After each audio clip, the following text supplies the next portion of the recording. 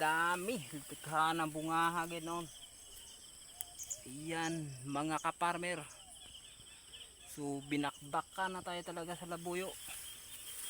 Kaya lang ang problema, hindi kayanin ng ating buyer. Ayan oh mga kaparmer, nasabi nga gulpi talaga mga hinog oh, halos nagbulok na lang. So nagkaroon tayo ng oversupply mga kaparmer, yun oh, yun oh, kita natin yan. So ito yung produkto natin ngayon. So kasayang mga kaparmer pag hindi kaya ng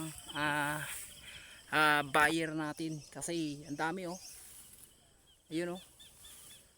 So ay dapat mga kaparmer oh, napakalaki ng ating binuhos dito nga puhunan, tapos ganito lang mangyari oh, parang pinabayaan ng grasya na to mga idol. You know, marami oh. Oh, magaganda pang klaseng labuyo mga kaparmer oh. Yan oh, super hot. So shout out dyan sa mga nagtatanim ng labuyo, magandang araw sa inyo.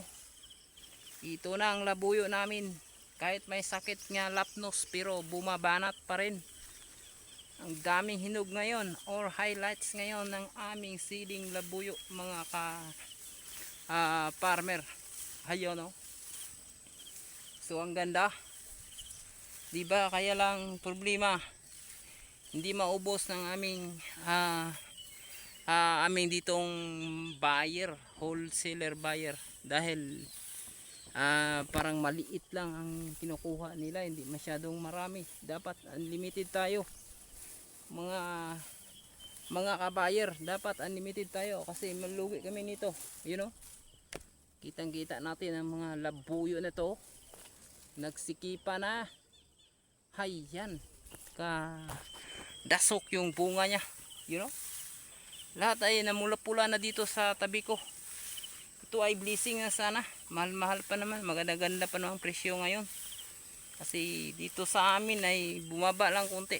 Ngayon 80 piso ang wholesale sa farm gate, or 90, 80 to 90 piso ang wholesale sa atin dito sa farm gate. So ganito ang sitwasyon ng ating labuyo, napaka kapal ng bunga at napakarami. Kung makita naman natin talaga mga kaparmer, hindi tayo nagsinungaling nga ganito ang nangyari sa ating labuyo. Oh, ready to, ano na to, ready to oh yun oh, overripe na sa sunod na mga inaraw or sa sunod na mga linggo. So sa sunod na linggo parang bakbakan na talaga tong harvest para maubos na to mga kaparmer. So ayan oh, grabing blessing dito mga kaparmer. Oh, lawak dito mga kaparmer oh. Umakim mo lang kaparmer, 2 balde or mahigit pa, isang tudling na to. Ang makukuha ng isang tudling ay mahigit sa 20 kilos, sobra mahigit. Yung kaparmer oh, maganda ang klase oh. Kita natin super hot oh, super hot. Ayan, labuyo natin. Ang napakaganda ng ating klaseng labuyo mga kaparmer. Pakalaki ng mga bunga niya. Ayan, yan oh. Ganda pa naman. Makasabi ka mga kaparmer, sana all sa blessing naghihatag natin sa atin ang ating Panginoon. Yun oh. Kita naman talaga natin oh mga kaparmer, yun oh. Yun, dikdikan na talaga ang bungang hinog, dikdikan na talaga. Ayan, so parang nagkaroon ng oversupply dito sa amin. Ayan, diba, diba natin nga maraming hinog ng ating sili, diba, ang dami diba mga kaparmer, yun know? Magaganda konti yung presyo ngayon ng ating sili. Yan oh.